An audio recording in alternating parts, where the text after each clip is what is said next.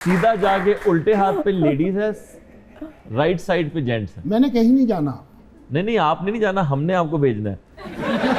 आपकी जरूरत है उधर। सत्तुआं दे पैसे कट के गंडासे ते रख दे दारो नियाजी। मैं तो ना जट दे कहर तो बचन दी है आखिरी सूरत ही।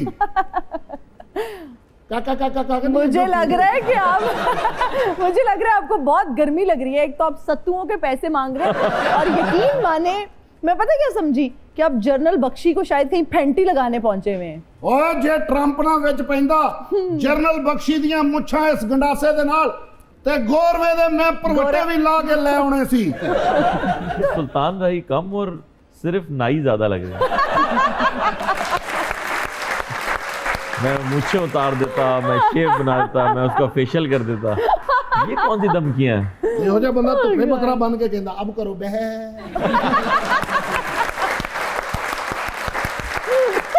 लेकिन धूप में बकरा बांधना नहीं चाहिए, देखिए कैसा होगा। ਇਹੋ ਜਿਹਾ ਬੰਦਾ ਚਿਮਟਾ ਗਰਮ ਕਰਕੇ ਉੱਤੇ ਪਾਣੀ ਪਾ ਕੇ ਕਹਿੰਦਾ ਅਬ ਕਰੋ ਸਰ। लेकिन कहीं से कोई बात बदमाशों वाली इनकी है ही नहीं। चिमटा, बकरा, शेव, है ना सारी ਥੋੜੀ ਜਿਹੀ बातें। ਧੁੱਪ ਵੇਖ ਕੇ ਇਹੋ ਜਿਹਾ ਬੰਦਾ ਕਹਿੰਦਾ ਸੂਰਜ ਆਂखें ਦਿਖਾ रहा। नहीं तो इतने दिनों से आप गायब कहाँ थे? ਮੈਂ ਨਾਨਕੇ ਚਲਾ ਗਿਆ ਸੀ ਮੁਟਿਆਰੇ। नहीं आपके नानकों ने सोलर पैनल्स तो नहीं लगवाए? ਨਹੀਂ ਨਹੀਂ ਮੇਰੇ ਮਾਮਿਆਂ ਨੇ ਟਰੱਕ ਸਟਾਏ ਨੇ ਦੁਆਣਿਆਂ ਦੇ। ਮੈਂ ਗੰਡਾਸੇ ਦੇ ਨਾਲ ਕੱਟ ਲਾ ਲਾ ਕੇ ਗਾਹਕਾਂ ਨੂੰ ਦੁਆਣੇ ਚੈੱਕ ਕਰਵਾ ਰਿਹਾ ਸੀ। अच्छा तो ट्रक खत्म हो गए फिर उनके ਨਹੀਂ तरफ? ਗਾਹਕ ਖਤਮ ਹੋ ਗਏ ਨੇ। नहीं तो ये बताएं आज कैसे आना होगा? ਅੱਜ ਮੈਂ ਇਹਨਾਂ ਨੂੰ ਮਿਲਣ ਆਇਆ ਹਾਂ।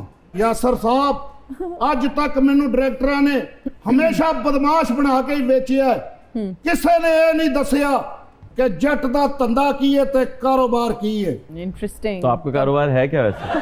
ਜੱਟ ਨਾ ਕਦੀ ਕਿਸੇ ਨੂੰ ਗਵਾਹ ਕਰਦਾ ਹੈ, ਨਾ ਪਤਾ ਲੈਂਦਾ ਹੈ, ਨਾ ਕਬਜ਼ਾ ਗਰੁੱਪ ਹੈ ਤੇ ਨਾ ਹੀ ਜੱਗੇ ਲੈਂਦਾ ਹੈ। ਬਸ- ਫੇਰ ਵੀ ਲੋਕ ਰੋਕ ਕੇ ਮੈਨੂੰ ਪੁੱਛਦੇ ਨੇ ਕਿ ਤੇਰਾ ਘਰ ਕਿਵੇਂ ਚੱਲ ਰਿਹਾ ਹੈ। यार बस- जितनी कामचोरी आप बता रहे हैं ना, वो ये करता है ना वो करता है, तो आप करते क्या है? ਭਾਈ ਮੈਂ ਇਹਦੇ ਨਾਲ ਬੇਕਰੀ ਚੋਂ ਰਸ ਕੱਢ ਕੇ ਦੇਣਾ। ये जट तरला ही पाते हैं। हाँ। आपका तरला ही बहुत मशहूर है। ये- ਯਾਸਰ ਕੰਮ, ਸਾਹਿਬ ਸਰ। ਮੇਰੀ ਮੰਨੋ ਤੇ ਮੌਲਾ ਜੱਟ ਇੱਕ ਵਾਰੀ ਫੇਰ ਨਵੀਂ ਬਣਾਓ। ਉਹਦੇ ਵਿੱਚ ਵਿਖਾਓ ਕਿ ਮੌਲਾ ਜੱਟ ਦੇ ਚਿੰਚੀ ਚੱਲਦੇ ਨੇ, ਸ਼ਵਾਰਮੇ ਵਾਲੀਆਂ ਦੁਕਾਨਾਂ ਨੇ ਤੇ ਜੱਟ ਨੂੰ ਬੁਖਾਰ ਵੀ ਚੜਦਾ ਹੈ। ਰੋਟੀ ਬਹੁਤੀ ਖਾ ਲੈ ਤੇ ਵਜ਼ਨ ਵੱਧ ਜਾਂਦਾ ਹੈ। ਰਾਤ ਨੂੰ ਖੱਟੇ ਡਕਾਰ ਵੀ ਆਉਂਦੇ ਨੇ ਤੇ ਨਾਲ ਇਹ ਵੀ ਵਿਖਾਣਾ ਜੇ ਕਿ ਜੱਟ ਦੀ ਜਦੋਂ ਤਬੀਅਤ ਜ਼ਿਆਦਾ ਖਰਾਬ ਹੋਵੇ, ਬਿਜਲੀ ਦਾ ਬਿੱਲ ਆਵੇ ਤੇ ਉਹ ਗੰਦੀਆਂ ਗਾਲਾਂ ਵੀ ਕੱਢਦਾ ਹੈ।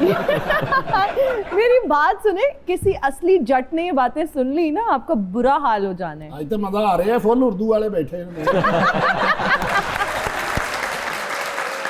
ਇਹਨੂੰ ਕਿਸੇ ਫਿਲਮ 'ਚ ਯਾਸਰ ਸਾਹਿਬ ਲੈਣਗੇ ਤੇ ਮੈਂ ਹਾਜ਼ਰ हम ਹਾਂ। request कर ਬਲਕਿ ਇਹਨਾਂ सकते ਦਾ ਲਾਹੌਰ 'ਚ ਡਰਾਮਾ ਬੜਾ ਸੁਪਰ ਹਿੱਟ ਗਿਆ ਹੈ, ਬਾਂਦਰ का ਕਾਰੋਬਾਰ। Monkey business. ਆਹੋ ਹੀ ਹੈ, ਮੈਂ ਪੜਿਆ ਨਹੀਂ ਨਾ। हाँ चले कोई बात नहीं, हमें ਉਹਦੇ समझ- ਵਿੱਚ ਮੇਰਾ ਕੋਈ ਰੋਲ ਤੁਸੀਂ ਬਣਾਉਣਾ ਹੈ। नहीं लेकिन आप ਗੰਡਾਸਾ पंजाबी ਲੈ ਕੇ ਹੀ ਆਵਾਂਗਾ। अगर कोई उर्दू ਗੱਲ ਜਦੋਂ कैरेक्टर ਹੋ ਰਹੀ हो। ਹੋਵੇ ਨਾ ਵਿੱਚ ਨਹੀਂ ਬੋਲੀ ਦਾ। ਇਹਨਾਂ ਘੰਟੇ ਤੋਂ ਇਹ ਕੁਰਸੀ ਤੋਂ ਬਹਿ ਕੇ ਬੋਲਦੇ ਮੇਰੀਆਂ ਗੱਲਾਂ ਤੇ ਮੇਰੀ ਬਾਤ ਸੁਣੋ ਨਹੀਂ। ਇਨਕਾ ਮਾਈਕ ਬੰਦ ਕਰੇ। ਤੁਸੀਂ ਯਾਸਰ ਸਾਹਿਬ ਮੈਨੂੰ ਫਿਲਮ 'ਚ ਕੰਮ ਦੇ ਰਹੇ ਹੋ ਕਿ ਨਹੀਂ? नहीं ਮੈਨੂੰ ਤੇ ਉਹਨਾਂ ਨੇ ਇਹੀ ਕਿਹਾ ਸੀ ਕਿ ਦੇਣਗੇ। नहीं ਤੁਸੀਂ ये ਰੋਟੀਆਂ ਵਾਲੇ ਪੌਣੇ ਦੀ ਸ਼ਰਟ ਬਣਵਾ ਲਈ ਹੈ। उन्होंने ज़कात की गल की थी। ਰਾਤ ਮੈਂ ਲਵਾਂਗਾ ਲੇਕਿਨ ਹਜੇ ਨਹੀਂ, ਈਦ ਦੇ ਕੋਲ ਜਾ ਕੇ। ਨਹੀਂ ਤੇ ਫਿਰ ਪੈਸੇ ਆ ਜਾਓ। ਇੱਧਰ ਵੇਖੋ, ਉੱਧਰ ਕੋਈ ਨਹੀਂ ਆਉਂਦਾ। ਲੋ ਫਿਰ ਹੀਰਵਨ ਤੇ ਲੋਕੇਸ਼ਨ ਦਾ ਇੰਤਜ਼ਾਮ ਹੋ ਜਾਏ हाँ ਤੇ ਮੈਨੂੰ ਟੈਲੀਫੋਨ ਕਰ ਦੇਣਾ। ਮੇਰਾ ਨੰਬਰ ਲਿਖ ਲਾ ਮੁਟਿਆਰੇ। मैं क्यों लिखूं? मैंने आपको ਇਹਨੂੰ ऑलरेडी ਦੇਣਾ ना, वो तो मैंने जुगता कर मैंने आपको ऑलरेडी मैं आपको चार्ज कर रहा था, देखिए आप कितने चार्ज हुए है उसके ना? बाद। तो सर मुझे फिर काम दे रहे हैं आप? नहीं नहीं। इसे समझाओ रोशन, मैं फिर आऊंगा। रब रखा।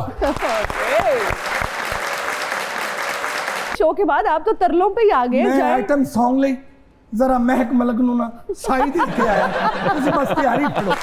ਨਾ ਕਰੋ ਤੁਹਾਡੀ ਖੈਰ ਹੋਵੇ ਤੇ ਬਰਕਤ ਪੈ ਲੈਂਦਿਆ ਕਰ। हाँ, ਕਿਸੇ okay। ਦਿਨ ਤੈਨੂੰ ਗ੍ਰੀਨ ਟੀ ਚੋਂ ਕੁਛ ਲੜਨਾ ਹੀ ਫਿਰ ਜਾ।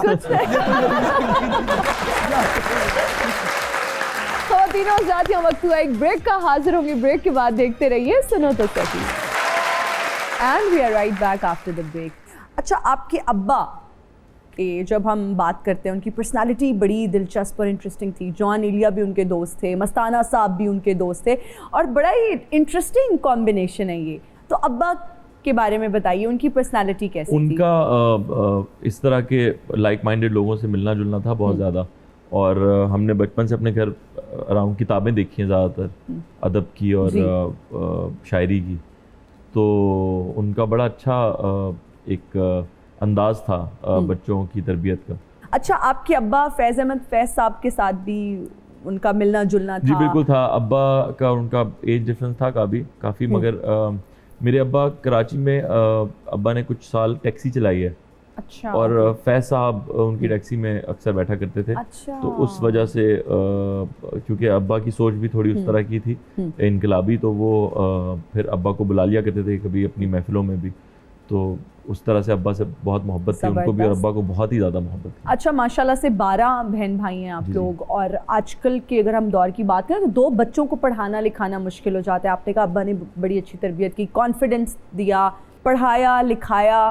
12 بچوں کو اس ٹائم ابا کو کتنی محنت کرنی پڑی؟ ہم نے یہ بنا لیا کہ آج تو 2 بچوں کو پالنا بہت مشکل ہے. ایسا نہیں ہے, نہیں ایسا بالکل نہیں ہے. یہ تو ہم نے سوچ لیا ہے کہ بہت مشکل ہے. یاسر, میں فائنانسز کی بات کر رہی ہوں.